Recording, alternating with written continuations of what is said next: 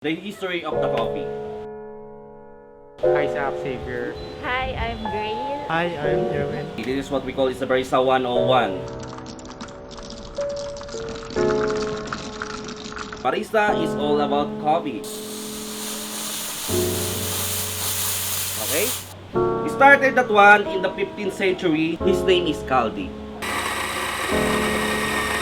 The coffee discovered accidentally. Si Pope Clement VIII. In the front of 1,000 people in the year 1720, doon niya unang binaptize ang coffee plant and the coffee mills.